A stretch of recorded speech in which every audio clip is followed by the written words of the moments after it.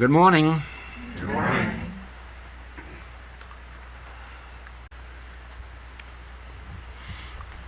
You will notice that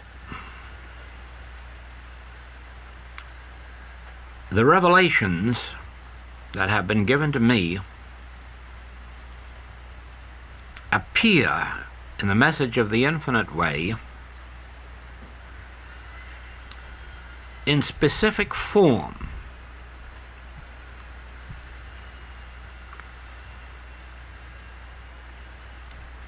I have not revealed the experiences that brought these forth, feeling the time had not yet come. But the fruitage of the experiences have been given to you as specific principles with instructions for embodying them, practicing them, eventually living them. For instance, we had a class in San Francisco, and the theme of that entire class was my conscious oneness with God constitutes my oneness with all spiritual being and idea. And this was incorporated into a manuscript and is now incorporated into books published in the United States, England, and beginning to be published in other countries and languages. Now, if you were to study this book with that theme in mind,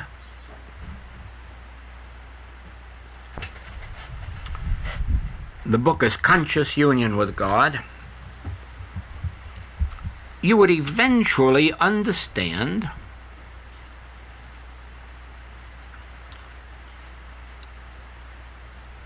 what you have witnessed as the demonstration of the infinite way. In other words, you would understand how one individual alone with this message, without a background of money, an organization, promotion, or advertising, could eventually carry this entire message around the world and witness it published by great publishing houses in the United States, in England, in foreign countries, in foreign languages,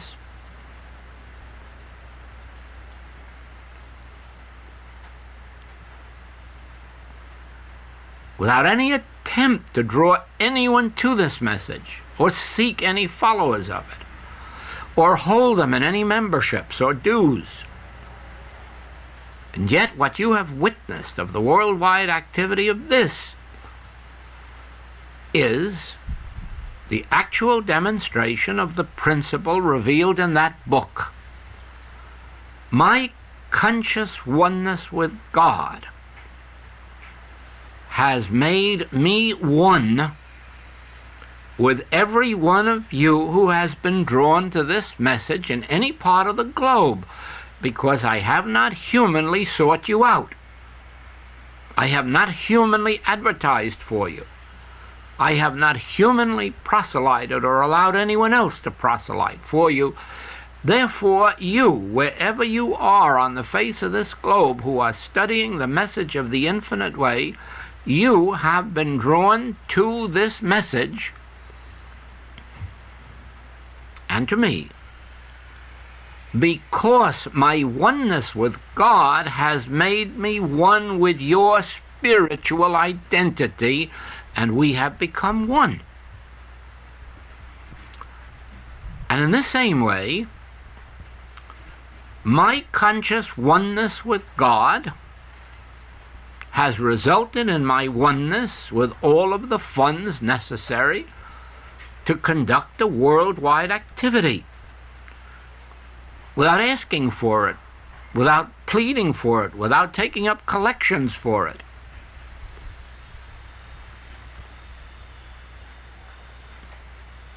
My conscious oneness with the source of all life, God, has raised up publishers where literary agents never could succeed in getting them.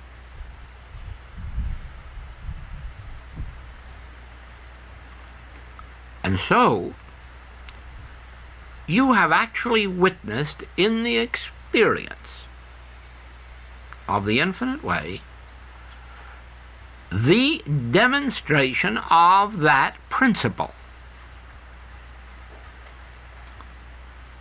Well, you follow each one of the writings, the books, and you will find the same thing, that each class has brought forth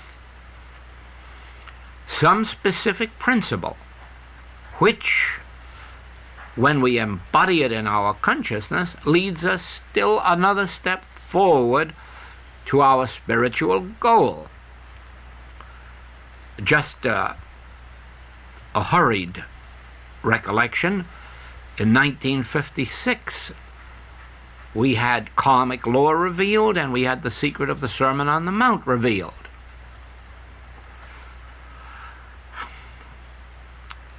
In 1959 we had the letter of truth as applied to spiritual healing, that is, impersonalization and nothingization. 1960 or 61 we had the raising of the Christ in you. And so you will discover that step by step these revelations have been given to me, and then through classes and writings have been given to you, each one of which must have brought about a greater spiritualization of your consciousness, what we call the peeling off of the onion skins, the refining of consciousness, the purification of consciousness, and each book, each class, each principle taken into our consciousness has prepared us for the one ahead.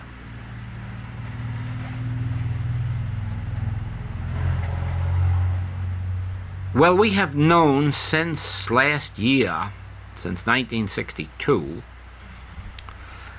that 1963 was to be another period of initiation for me.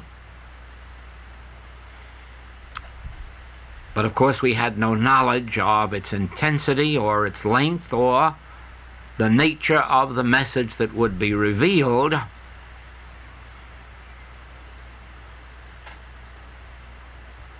But whereas always,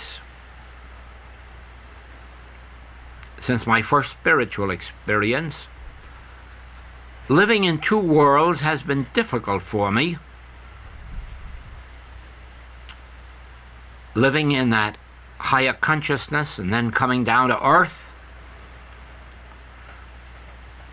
going back into that consciousness and coming back down into earth, it has always been difficult for me, but never as difficult as this year. And therefore, it is not unnatural that this year should reveal a higher unfoldment, a higher consciousness, and all the way through the talks which have been mimeographed throughout this year,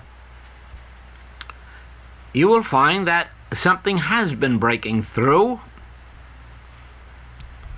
leading to a message of going beyond words and thoughts, going beyond the mind. I think you'll find all of those terms and expressions in the manuscripts of this year. And so it is not surprising that as we come to the final steps of this revelation, that it should be revealing to us the nature of life as it is lived, when we get beyond the mind and beyond thoughts, beyond taking thought, beyond reasoning. And so in these past 3 weeks, while at the very high point of this initiation period,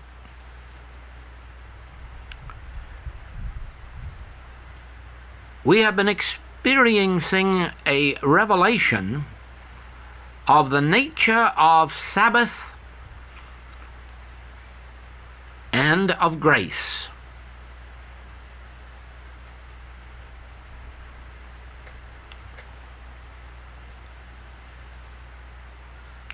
In these latest manuscripts and in all of the tapes that have been made now in 1963 since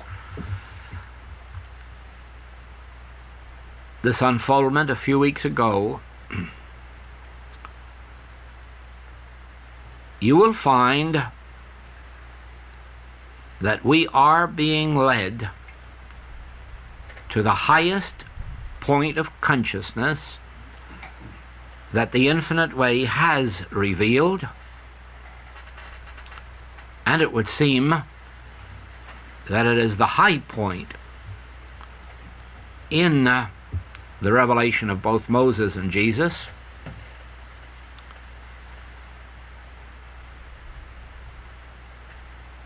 and probably also that of Buddha.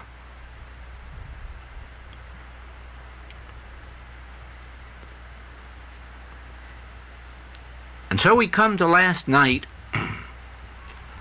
Sunday night, to a revelation that poured itself through me for 2 consecutive hours. And it started with a reminder of the nature of the middle path of the infinite way.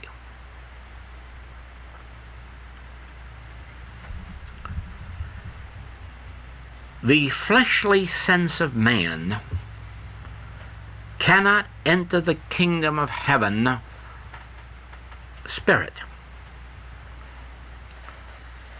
The healthy fleshly sense is as illusory as the sickly sense.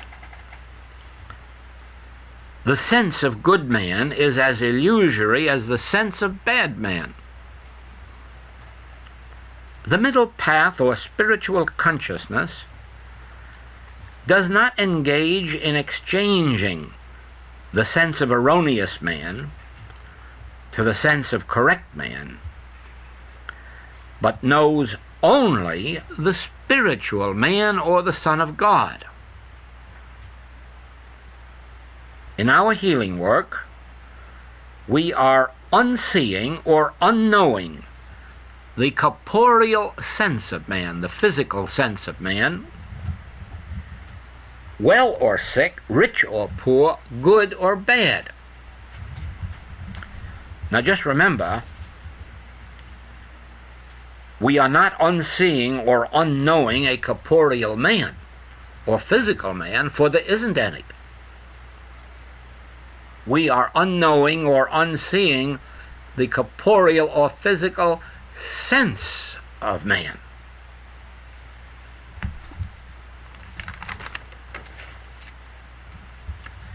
The corporeal sense is our tempter.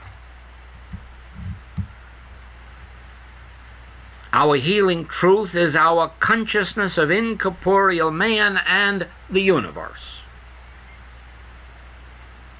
Melchizedek, Christ, who was never born and will never die. This is the true man. And that which we see, hear, taste, touch, and smell is our false sense of that man. Therefore, you are not a false man. You are not a fallen man.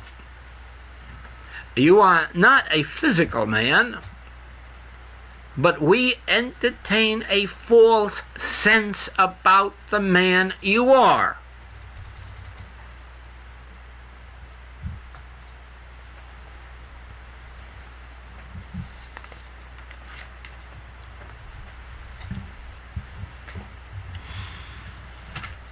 We start on the spiritual path to learn the truth, study the truth, and practice the truth.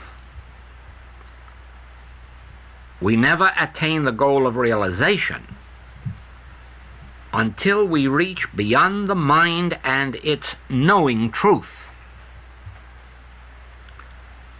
to become the truth. That which I am seeking, I am. On the Mount, high consciousness, Moses realized I am, and thereby became I am. There remained still a sense of Moses. He speaks of himself as being slow of speech. But the realization of I am prevailed, and he led the Hebrews out of slavery. The finite sense of Moses could not enter the promised land.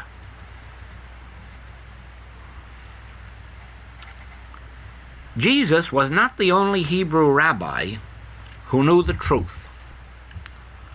All of the Essenes knew the same truth. But Jesus realized and became the truth. I am the way. I am the truth. Still, a sense of Jesus remained, because he says, I can of my own self do nothing.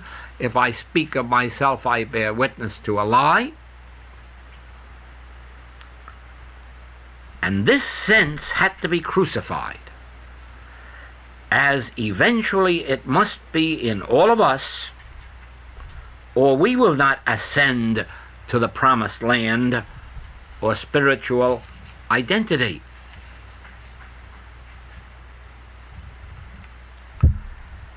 Had Moses been able to crucify the mortal sense of Moses which still remained, he would have been able to enter the promised land or heaven. Jesus' realization of the need to crucify or rise above the seeming mortal sense of self enabled him to make the ascension. The ascension is always the same: a rising above mind, above knowing the truth, to truth itself.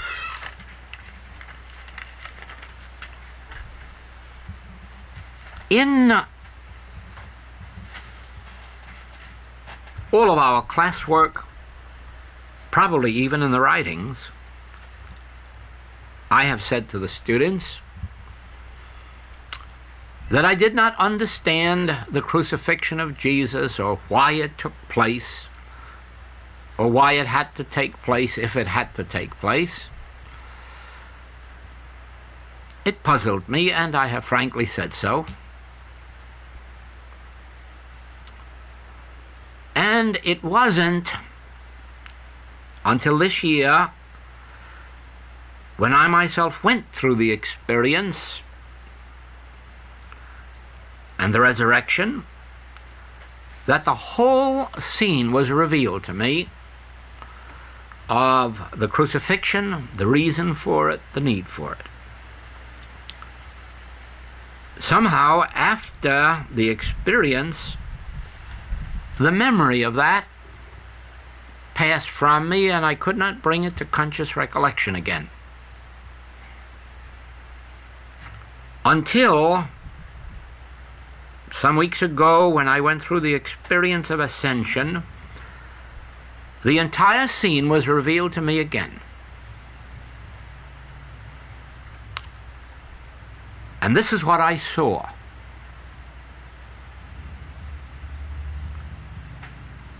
In Jesus' statement, "Thou seest me, thou seest the Father that sent me, and I am the way, the truth, and the life," he reveals that he had attained the goal. I am the way. Thou seest me, thou seest God, for I and God are one. But there was an experience in which he proved it.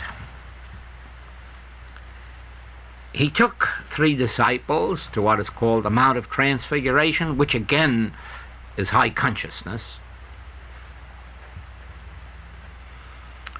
And he revealed to them the Hebrew prophets who were supposed to have been dead. But you see, they aren't dead. And he proved to them that they are alive and that they are here in form. Whether he translated them into visible form or whether he translated himself and the disciples into invisible form makes no difference, because it's the same experience. He translated. He proved that I can lay down my life and pick it up. I can walk into the invisible realm and I can walk out again. For I am spirit. I am the way.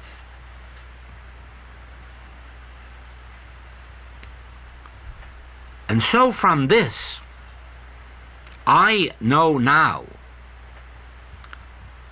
that crucifixion was not necessary for Jesus, and he could have avoided it. We read that Moses was translated.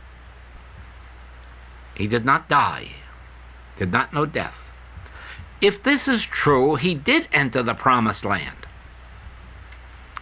But his followers weren't aware of it because he was not corporeally present with them as they continued their journey. But he must have entered the promised land, because the promised land is the invisible life of the Spirit, if he was translated. Enoch was translated without knowing death. Elijah was translated without knowing death.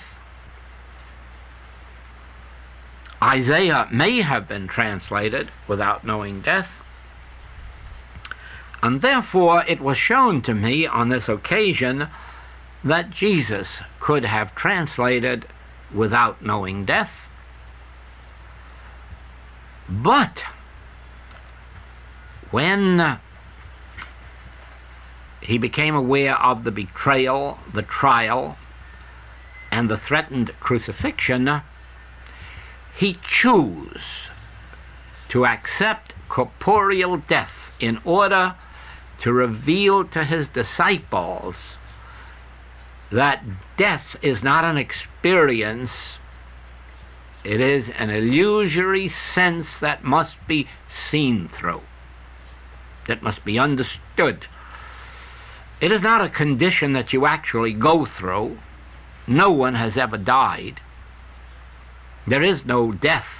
God has never arranged for a death.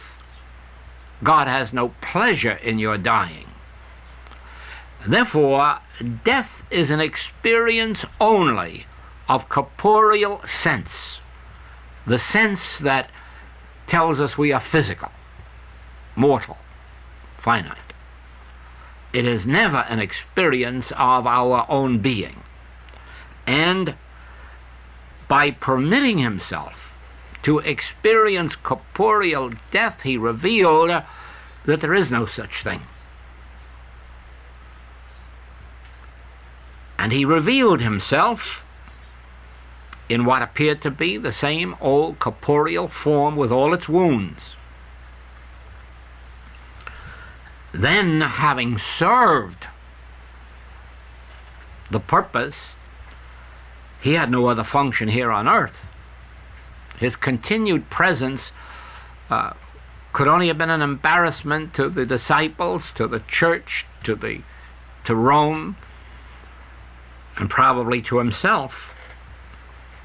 And now we find that he is translated. He ascends out of corporeal form, is translated, and you can interpret this to mean that he rose out of the mind. He rose above his own mind, because it is only in our mind that we entertain the corporeal sense, not in our spiritual faculties. In our soul faculties, we are spirit. We see each other spiritually, whether we are here on this plane or whether we are looking at those who have gone to the other plane, and those who are not yet born.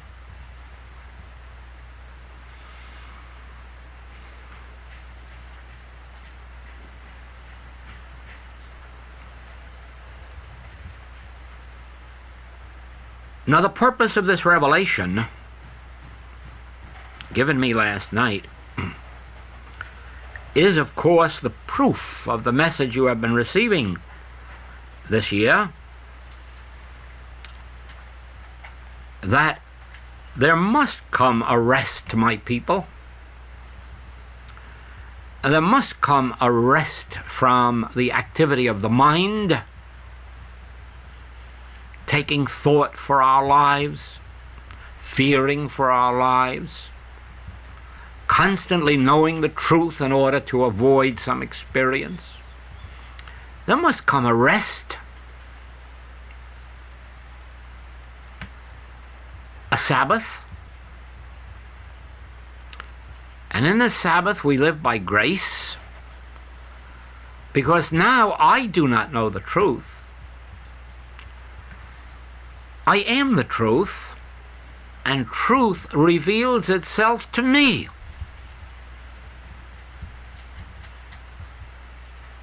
It is not an activity of my mind. It is soul revealing itself.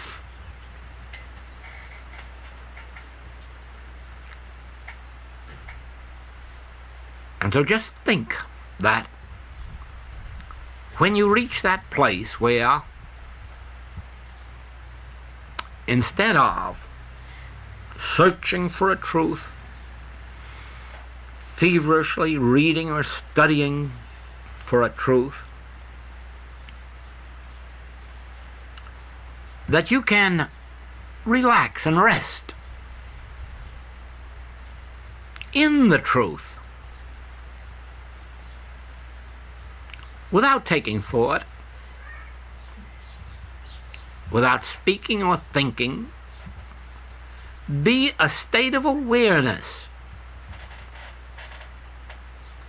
and then discover the meaning of man shall not live by bread alone, but by every word that proceedeth out of the mouth of God.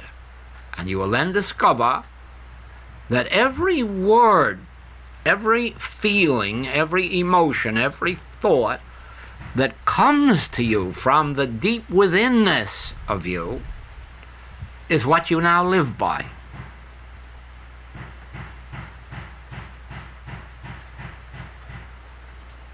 It guides, it directs, it sustains, it protects, it goes before to make the crooked places straight. Our ultimate goal must be to live in God and through God and as God. Otherwise, how could the Master have revealed, take no thought for your life?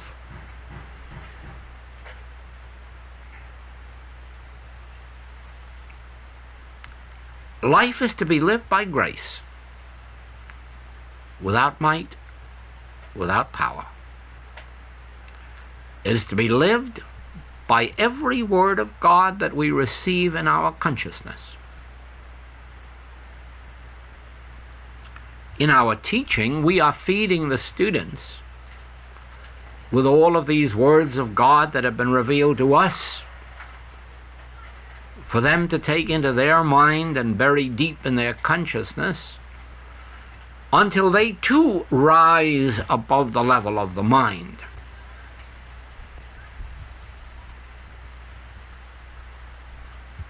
To where they can live without taking thought.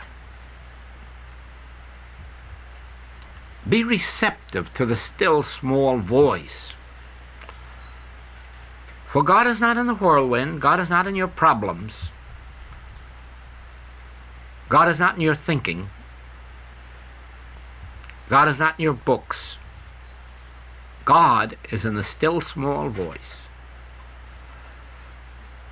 And you see how quietly and peacefully we have to live within in order to hear that voice, to receive its impartations, to receive its grace. And it is for this reason that in these weeks we have also been given the fact that there is always a sufficiency of God's grace present for this moment, and therefore we only have to be still in this moment to receive a sufficiency of grace for this moment.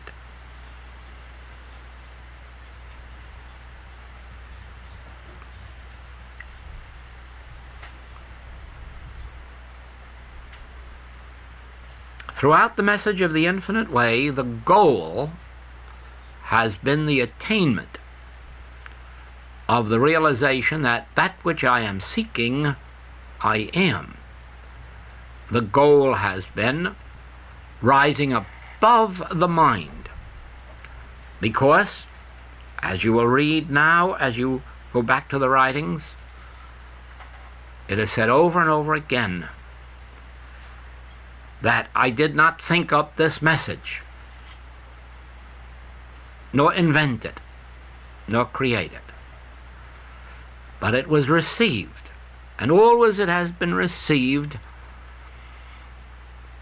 through listening, sometimes in periods of initiation, sometimes on the platform while giving lectures and classes, but always while in a state of receptivity. And I know that that state of receptivity is my hidden manna. It is that which produces all that appears as this message and all that has given this message around the world.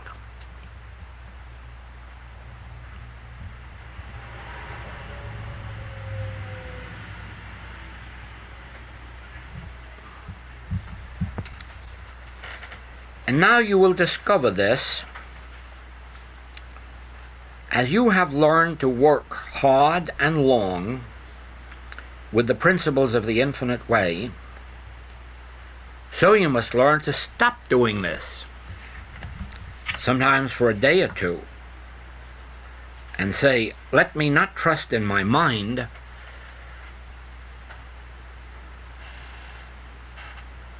let me relax in God. When these principles are embodied in you, your soul begins to feed you. But until you really have that hidden manna, keep on with all of these principles that we are going through. But do not make it an 8-hour day. Take time out to work in the garden or read a good book or perhaps a good novel. Never believe that the infinite way is trying to teach you to mentalize. This is necessary only when you are learning the truth, when you are feeding consciousness with the letter of truth. We want no student to live by affirmations and denials, because that is not living by the grace of God. Invite the soul. Your soul overshadows you as you sit or walk or sleep. Relax in it, without words and without thoughts.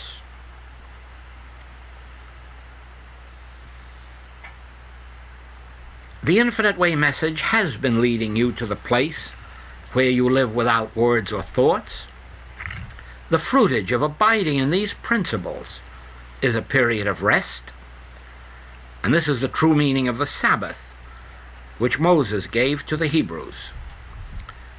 The Sabbath he gave the Hebrews was a period of rest forever. Labor for 6 days, yes.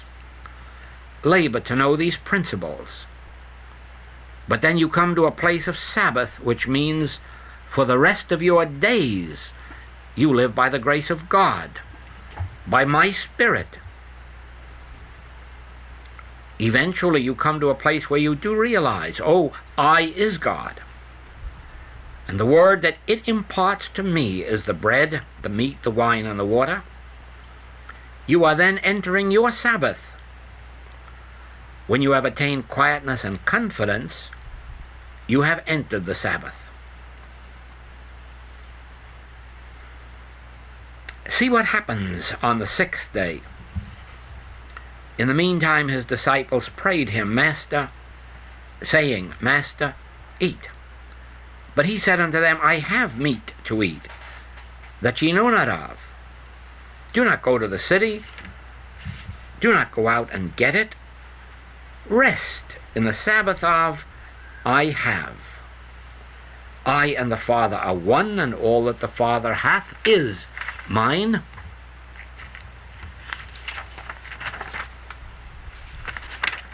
No words, no thoughts, no might, no power.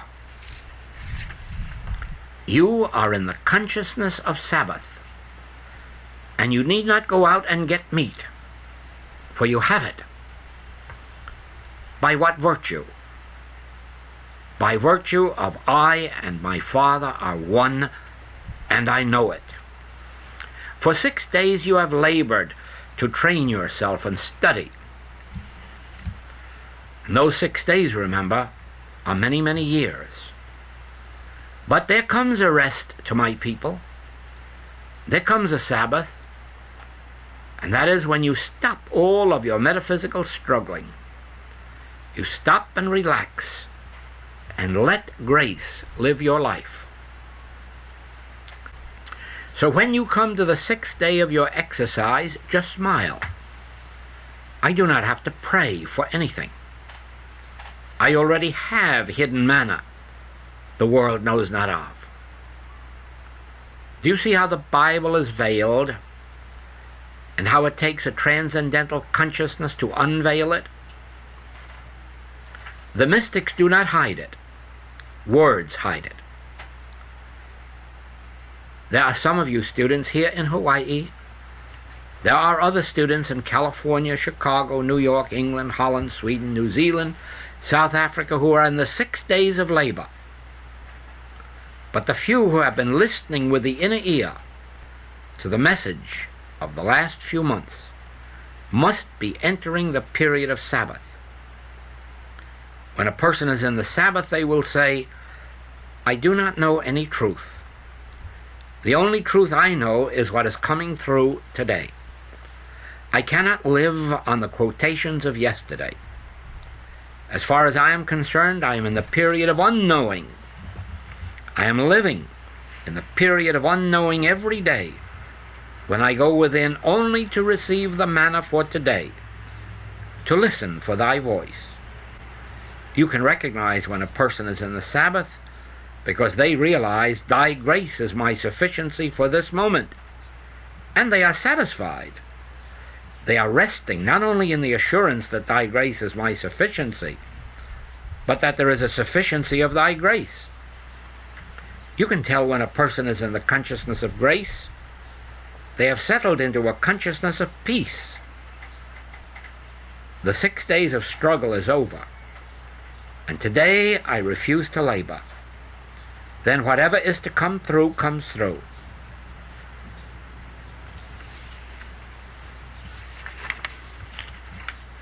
Remember this, your study has taught you that everything in the infinite way is a spiritual interpretation of Scripture. Because of this, you can go back into your own consciousness and draw out the spiritual interpretation of these passages. It may come in a different form than I have given you today, but the principle will be the same. Wherever you students are, those who are ready for the Sabbath, prepare for it by learning to rest back in this realization. Let my soul take over instead of my mind. Then every time you go within, something new and fresh will come forth.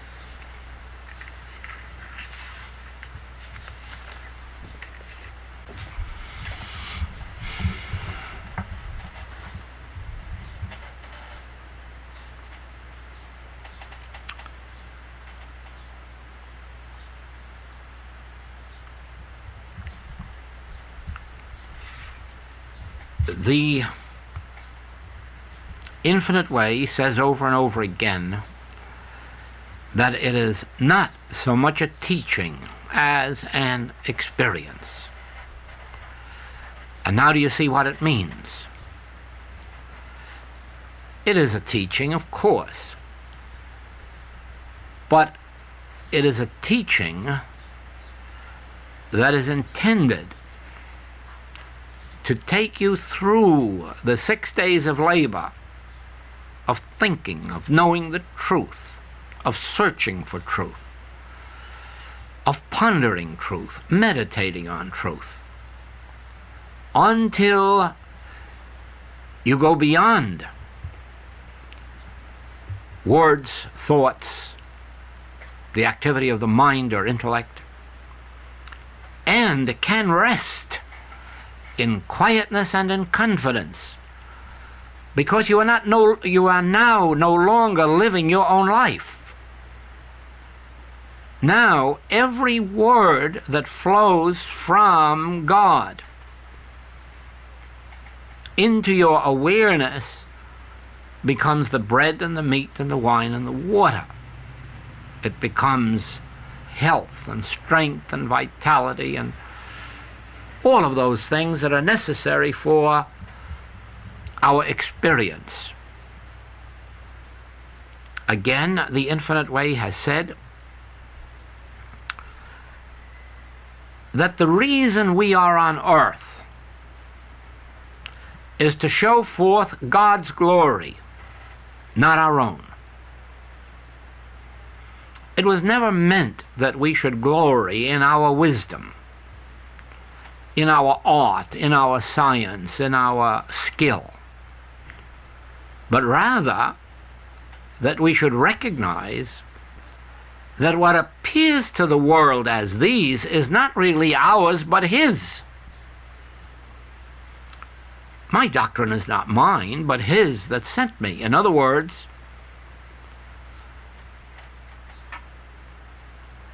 all that the Father hath is mine. And I'm showing forth God's glory, not mine. I am speaking in the message of the infinite way, God's message, not mine.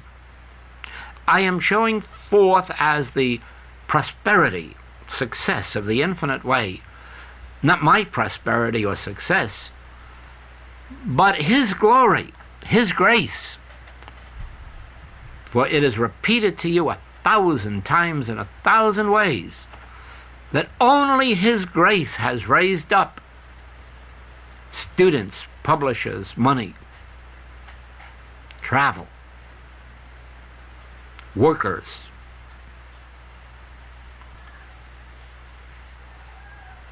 Probably no one in the entire message of the infinite way knows as completely as I do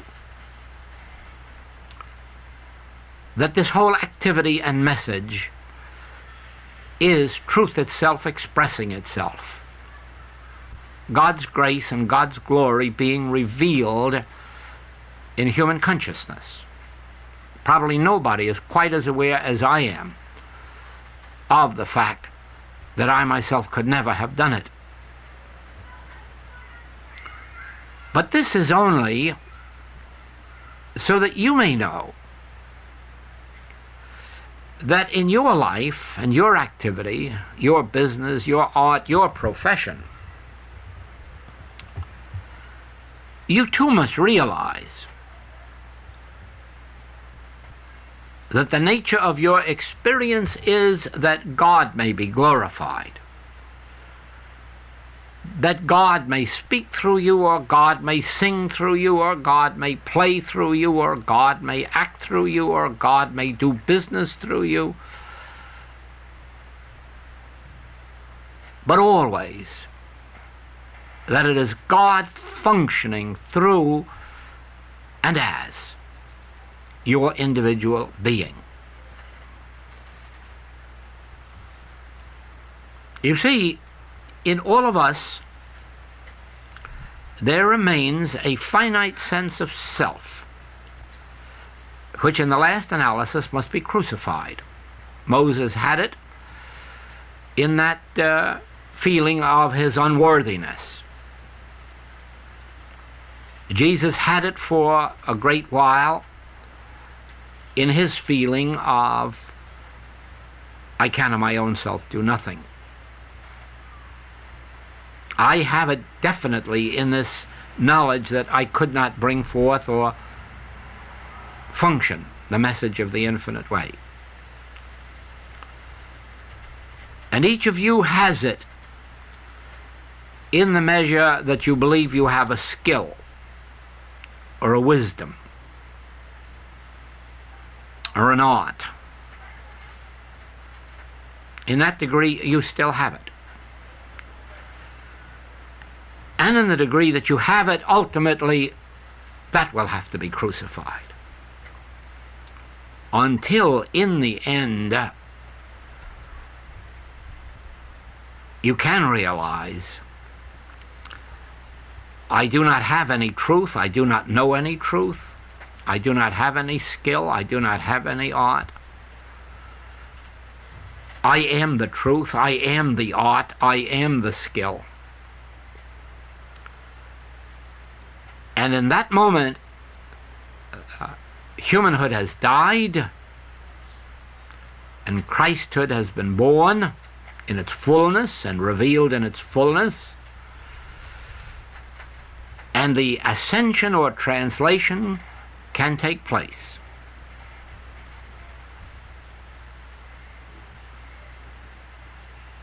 Again, you find this repeated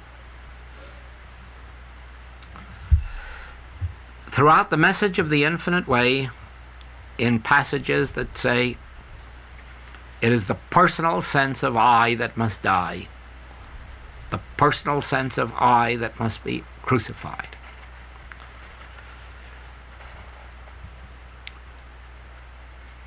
Then all of our studies, all of our knowing the truth, all of our healing ministry must eventually lead us to the period of Sabbath or grace, which is the full and complete surrender of self, that God may live on earth as he is living in heaven. The two become one. There is no longer a man in heaven and a man on earth. The man who came down and the man who went up are the one and the same. There is no longer a kingdom of heaven and a kingdom of earth, but the kingdom of heaven is made manifest on earth in oneness. Then it is in the realization that I, God, is individual consciousness, mine and yours. And that in the realization of this, I turn within. This is the function of meditation. I turn within so that I, God, reveal itself through the Word to I, Joel, as long as there is an I, God, and an I, Joel.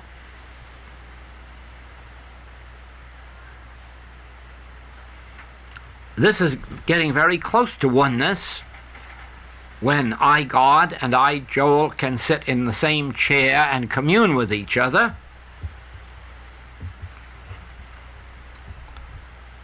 It isn't as close as it will be someday when I ascend unto the Father. thereby become the Father.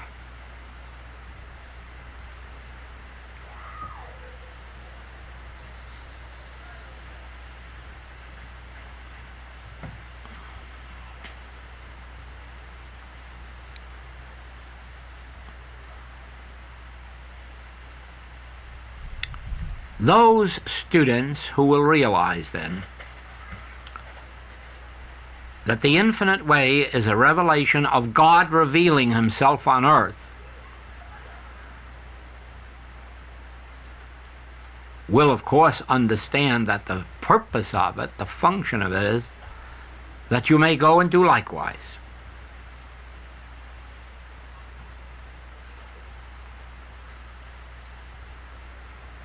For if I go not away, the Comforter will not come to you.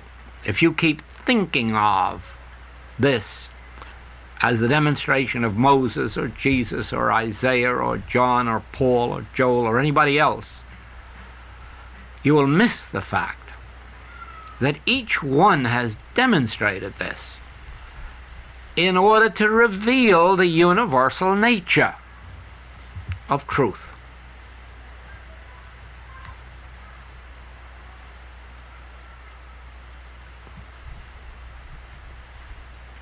In the higher teachings of India, in the Advaita, this is revealed, that I am that I am thou, thou art I. This is revealed.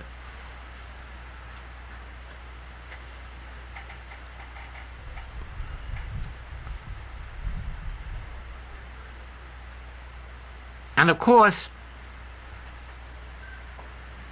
what always puts the veil back on is that those who are not yet attained, those who have not yet come into spiritual awareness, into the demonstration of their spiritual selfhood, always love the message so much and become do-gooders and go out in the world to spread it around the world, and they haven't got it. And then it becomes lost, because truth can only be revealed by truth, not by a human being. Truth can only be revealed through the soul faculties, not through the mind. And so whenever people start to go out and teach truth through the mind, they are preparing the generation for another period of the absence of God on earth.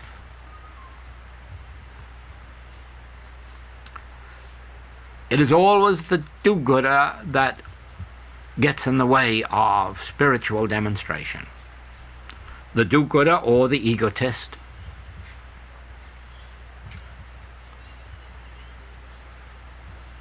It is for this reason that when you have an organization, you must have a certain amount of people as teachers and so forth, and because you can't wait for those who are spiritually attuned, you take the nearest to it. But it is because we are not organized that we can be satisfied if we find 1 or 2 or 3 or 4 or 5 or 6. And if we never have more, it will make no difference, because 1, 2, 3, 4, 5, or 6 can do more for this world than 10,000 unillumined.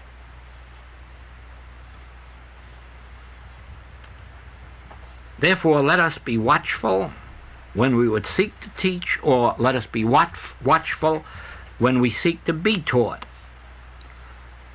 that we be sure that those who teach are showing forth the fourth dimensional consciousness and not merely some knowledge picked up out of a book.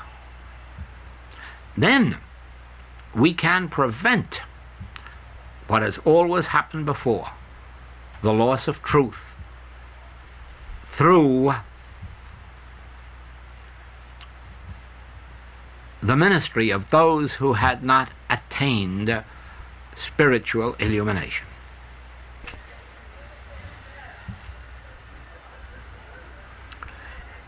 Remember that this rising above the mind, above words and thoughts, does not eliminate the mind or words or thoughts. But we are not living by them. For instance, was there not a day in our metaphysical background when we lived primarily by affirmations?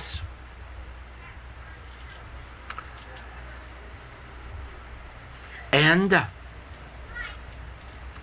by our affirmations, we hope to bring out harmony. By our words and by our thoughts of truth and our statements of truth and our remembrance of truth, we brought out harmony. But in the days of the Sabbath and grace, this is no longer true. We do not live by words or thoughts. We do not take words or thoughts to live by. We are living by grace. But the activity of grace can come to us in words and thoughts, as words and thoughts, and then I impart them to you in words and thoughts. I'm not living by those words or thoughts. You are not living by those words or thoughts. I am living by the grace that produced the words and thoughts. I am living in the Sabbath of resting from declaring words and thoughts to receiving words and thoughts and letting them flow, filled with the Spirit of God. The Holy Ghost is in them because I didn't think them, I didn't make them up, I didn't arrange them. I let them flow through me. Therefore, these words and thoughts are with power. These are the thoughts of God that make the earth melt. These are the words of God that make the earth melt. And they still come through the teacher. But all you have to do, really, is to remember how many times you affirmed statements of truth because it was going to remove some error or bring forth some harmony. And how many times you pondered the truth for that same thing, and you will know then that you are living by words and thoughts. Sometimes words and thoughts out of books, but not now. Now you live by grace, and that grace appears as the message which you may speak or write. And because it is a message of grace, people hearing the word or reading it get healed, have their lives transformed. This happens over and over and over again in our work.